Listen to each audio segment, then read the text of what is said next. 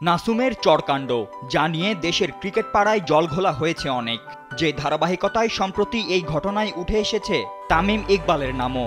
বিসিবির তদন্ত প্রতিবেদনে বলা হয়েছে তামিম নিজেই নাকি হাথুরুকে সরাতে এই ঘটনাটি ফাঁস করেছিলেন মিডিয়ায়। তবে মুদ্রার যে অপিঠও রয়েছে তা বা কয়জন জানে। তাই তো এবার এমন গুরুতর অভিযোগের প্রেক্ষিতে নিজের অবস্থান তুলে ধরেছেন দেশসেরা এই ওপেনার।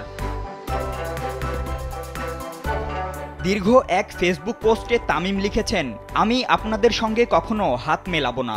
যারা আমার পিছু নিয়েছেন, আমার ভাবমূর্তি নষ্ট করার চেষ্টা করছেন আমাকে হাত করার জন্য, সেই মানুষগুলোকে বলছি আমি কখনো আপনাদের সঙ্গে হাত মেলাবো না।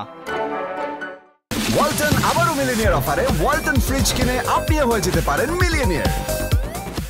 পোস্টে তামিম আরও লিখেছেন, আমি যদি কখনো ক্রিকেট প্রশাসনে আসি সঠিক পথ ধরেই আসব এবং শুধুমাত্র ক্রিকেটের ভালোর জন্য আসব।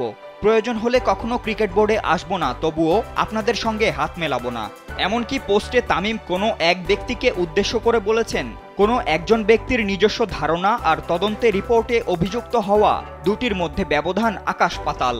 একজন ব্যক্তি তার ব্যক্তিগত ধারণার কথা বলেছেন তদন্ত কমিটিতে, সেটা তার ব্যাপার। সেই ব্যক্তি আগেও একটি টিভি চ্যানেলে আমার বিরুদ্ধে নানা অভিযোগ করেছেন, নানা সময়ে নানা কিছু বলেছেন। আমি কখনো প্রকাশ্যে তার বিরুদ্ধে কোনো অভিযোগ করিনি।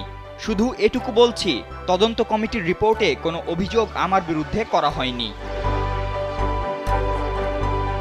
স্ট্যাটাসের শেষে তামিম যোগ করেন, এই ব্যাপারটিকে যারা ভিন্নভাবে উপস্থাপন করছেন অসৎ উদ্দেশ্য নিয়ে, তাদেরকে বলছি আমাকে কোনোভাবেই আপনাদের কাতারে পাবেন না।